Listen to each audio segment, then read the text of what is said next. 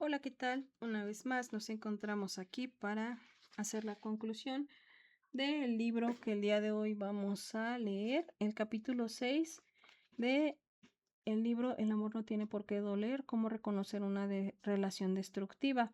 Este video es una lectura comentada con fines educativos y culturales. El capítulo 6. ¿Qué hacer? Bueno, pero antes de concluir este libro, pues como vieron, nos fuimos leyendo paso a paso este libro que yo tenía ya más de veintitantos años de no leer, honestamente, porque yo ya les he dicho en otros capítulos, en los otros capítulos del libro, ¿no? Que me lo dio a leer una terapeuta. Y pues muchas de esas cosas que yo había visto o leído en este libro, pues algunas las recordaba como muy claritas, otras las había olvidado. Y curiosamente en el quehacer yo me doy cuenta que sombreé, subrayé, puse como varias cosas, pero pues al final, y como en algunos otros momentos se los dije, si ustedes se encuentran dentro de una relación que consideren una relación destructiva, casi siempre cuando es una relación amorosa, pues hay señales, ¿no? Hoy por hoy, a diferencia de hace muchos años, es más, creo que, no sé si hace 20 años existía YouTube, según yo, tal vez sí, pero yo no tenía acceso a YouTube. Yo realmente YouTube lo vine a conocer como en el 2000, en el 2012, 2011, algo así, ¿no? Tal vez en el 2012. Y eso porque en un trabajo, de repente alguien me decía, todo lo encuentras en el internet, ¿no? Y pues sí, cuando me tocó como que autocapacitarme para un empleo, pues yo encontré muchísimas cosas de Excel en YouTube, ¿no? O sea, yo escribía, "Ay, cómo hacer esto otro con Excel", y pues ya ahí me iba sacando algunas referencias, ¿no? Entonces, pues hoy en día hay muchísimo más contenido que en aquel entonces, ¿no? Y pues como les digo, hoy por hoy ya es muy fácil encontrar muchos canales, muchos lugares, mucha información. Es más, hoy por hoy pueden hasta platicar con la IA acerca de si ustedes se encuentran en una relación destructiva, qué es lo que pueden hacer. Y la IA les va a dar una pequeña guía. Obviamente no sustituye a un humano, porque siempre yo les puedo decir que nunca va a sustituir a un humano. No es como si alguien tiene algún malestar, hablarlo con una persona y saberse escuchado por un ser humano real, ¿no?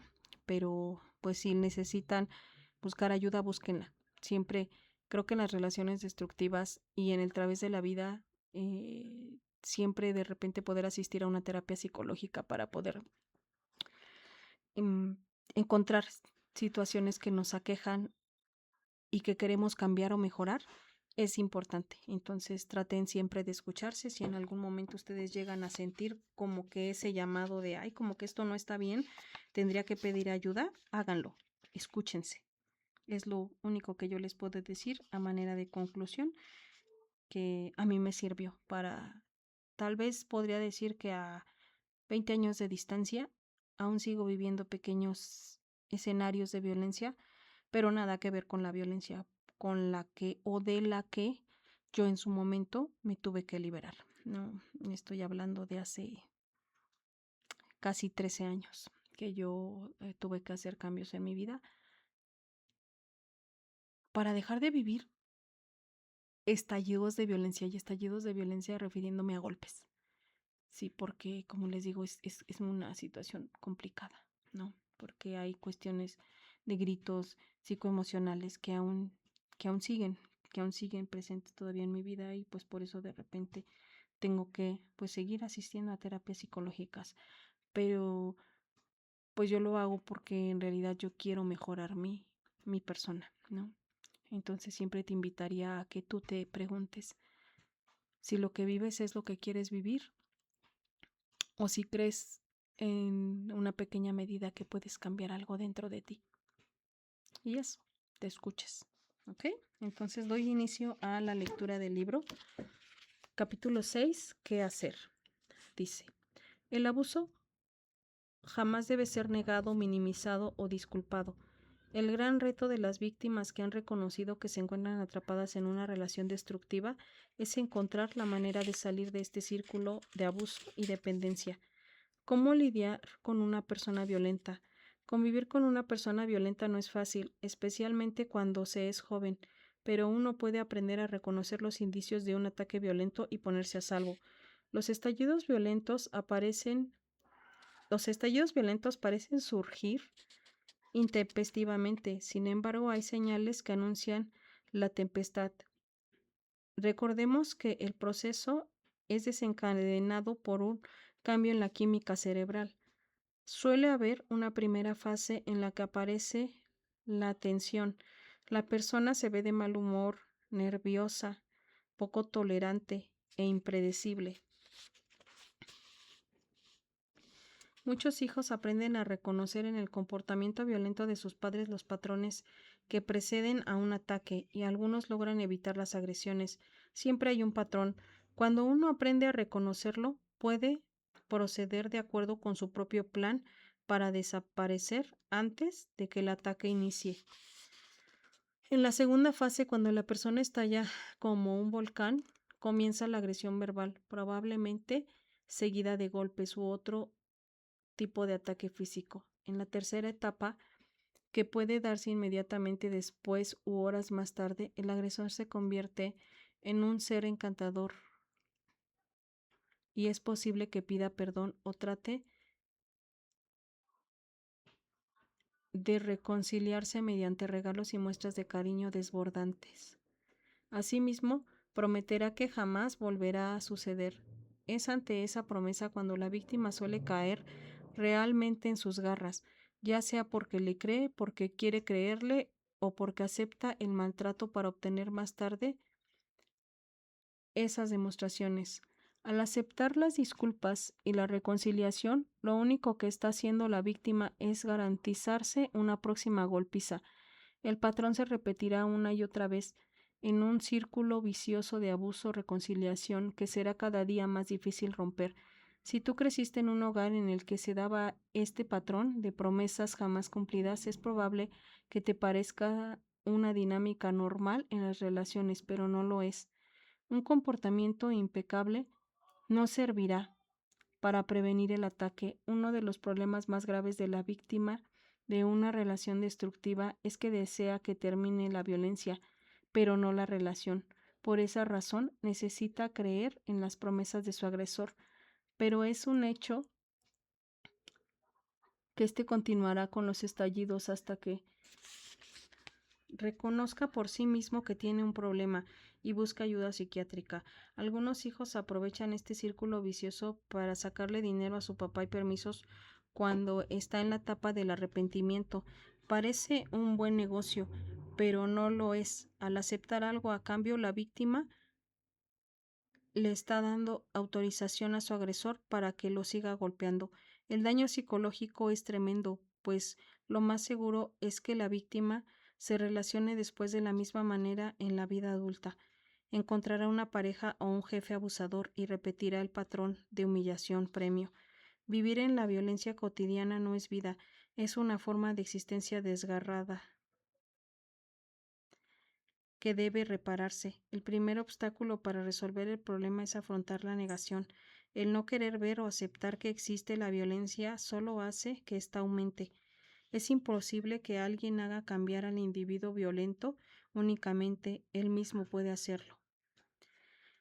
En su responsabilidad aceptar que tiene un problema y buscar ayuda para eliminar su propia violencia, pero también es responsabilidad de la víctima que se mantiene en esa relación de dependencia con su agresor, tomar las riendas de su vida y romper el círculo de violencia familiar que se repite generación tras generación. Romper el silencio. El primer paso es hablar. El silencio de una víctima de cualquier tipo de violencia es el principal aliado de su agresor. Hay varios motivos por los que una persona maltratada no se atreve a hablar. Uno de ellos es el miedo. Y yo aquí añadiría, otro de ellos es la vergüenza. El temor a desencadenar la ira del agresor es enorme, por lo cual es muy importante saber elegir a la persona a la que se va a confiar el problema. Debe ser alguien de confianza, que sepamos que no va a confesárselo a todo el mundo, alguien que sepa escuchar. Puede ser un amigo o un maestro, pero lo ideal, si se tiene la posibilidad, es recurrir a un terapeuta. Las agresiones físicas en particular, el abuso íntimo, son un delito penado por la ley y deben ser denunciados. Es muy importante conocer cómo funciona el sistema penal en la localidad cuando se denuncia un delito. Las pruebas son indispensables para que el juez dicte una sentencia justa. Si una persona denuncia que fue golpeada cuando han desaparecido los moretones, es probable que no le crean, pero si lo hacen inmediatamente después de la agresión, está presentando pruebas. Los testigos son igualmente útiles, pueden ser los vecinos u otro integrante de la familia que esté dispuesto a declarar, o también un médico que haya realizado curaciones frecuentes. Es importante saber que cuando se denuncia a un agresor ante la ley, no solo se está poniendo a salvo uno mismo, sino que se está salvando a otras posibles víctimas, por ejemplo, a los hermanos menores. La dependencia económica puede ser el motivo por el que un joven que está estudiando se ve obligado a seguir conviviendo con un padre violento. Sin embargo, a partir del momento en que perciba las primeras señales que anuncian la tempestad, puede elaborar un plan para ponerse a salvo. Este plan debe ser práctico, como irse a casa de un amigo o de los abuelos. El segundo paso para liberarse de una dependencia es elevar la autoestima, hacer todo aquello que le devuelva la confianza en sí mismo, frecuentar amistades no abusivas, leer libros de autoestima, hacer ejercicio eligiendo un deporte que le guste o realizar aquello para lo que tiene aptitudes. Pero lo mejor es acudir a una terapia. Algunas escuelas cuentan con apoyo psicológico, así como ciertas instituciones. Los grupos de apoyo, como los de los jóvenes hijos de alcohólicos, son muy efectivos, además de gratuitos. Muchos jóvenes maltratados creen que tienen la culpa de las agresiones que reciben. Es importante saber que nadie es culpable y mucho menos ellos. Es indispensable liberarse de los sentimientos de culpa para poder recuperar la autoestima. El tercer paso es terminar con la relación de manera tajante y definitiva. Cuando se trate de amistades o de la pareja, y cortar la comunicación. Si se trata del padre o de la madre, hay que hacer todo lo necesario para salirse de la casa. A veces se requiere mucho valor, pero no es imposible hacerlo. Hay muchos jóvenes que se las arreglan para estudiar y trabajar al mismo tiempo. Tal vez vivan con menos comodidades, pero es una situación temporal. Lo importante es que están salvando su salud mental.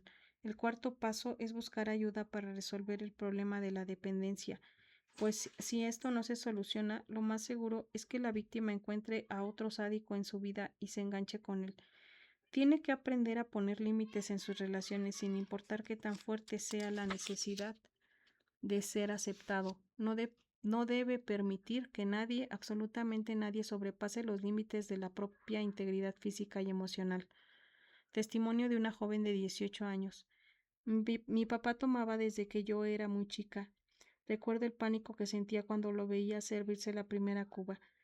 No me gustaba cuando estaba borracho, aunque normalmente era muy cariñoso y me compraba muchas cosas. Mi mamá lo trataba como si fuera el rey, lo atendía a la hora que fuera. Si llegaba en la madrugada, se levantaba a prepararle sus enchiladas. A mi papá le empezó a ir mal en su negocio y tuvo que vender la casa y uno de los coches.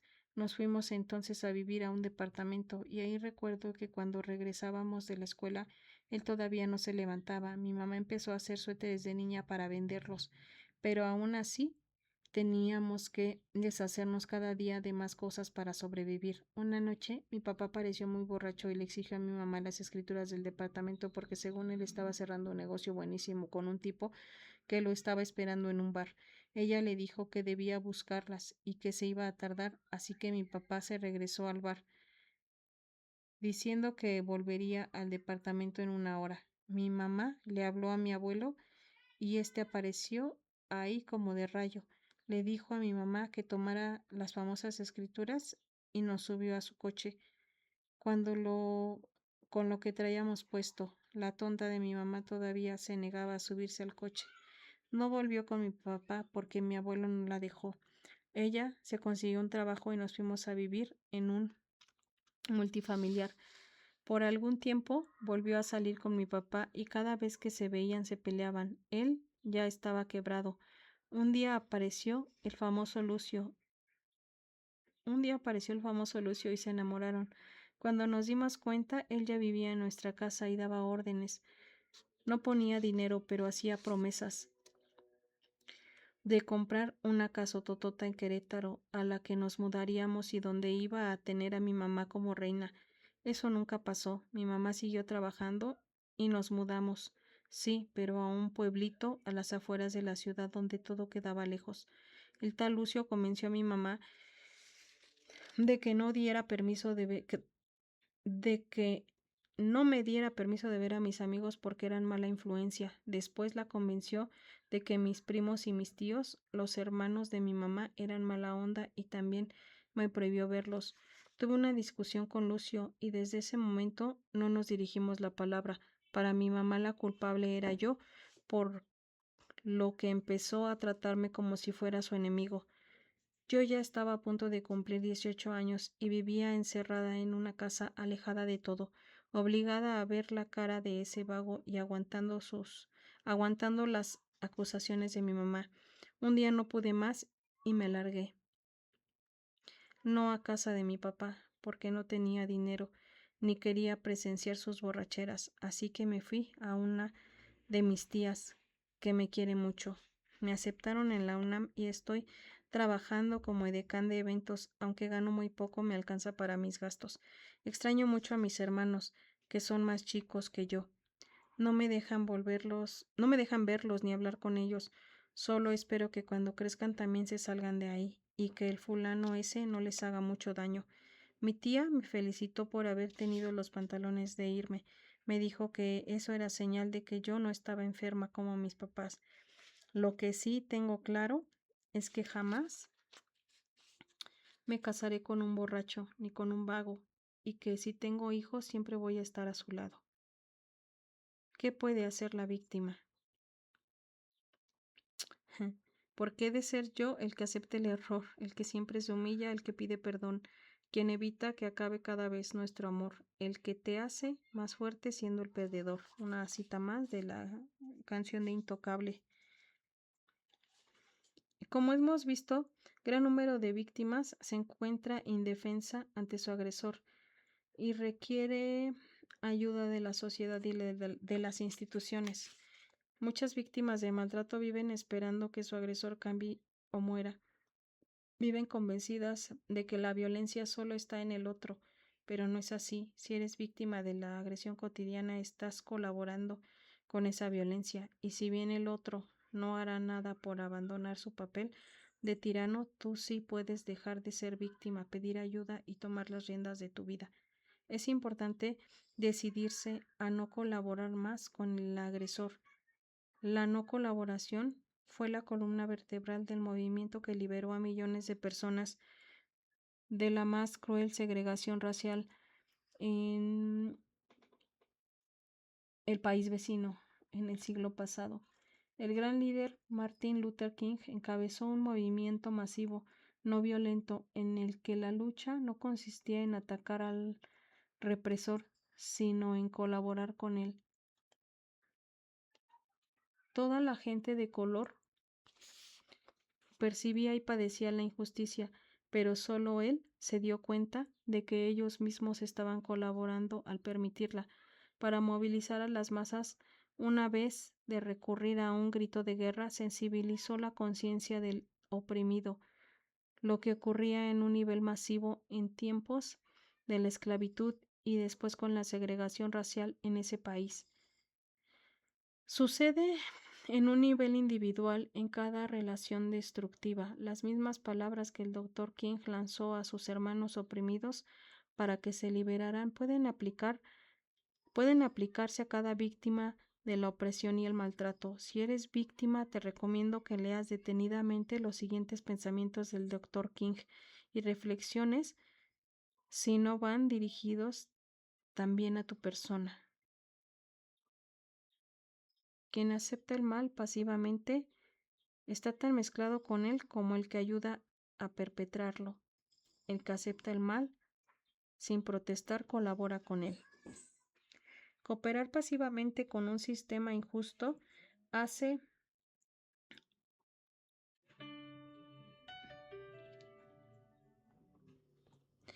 hace Cooperar pasivamente con un sistema injusto hace al oprimido tan malvado como el opresor.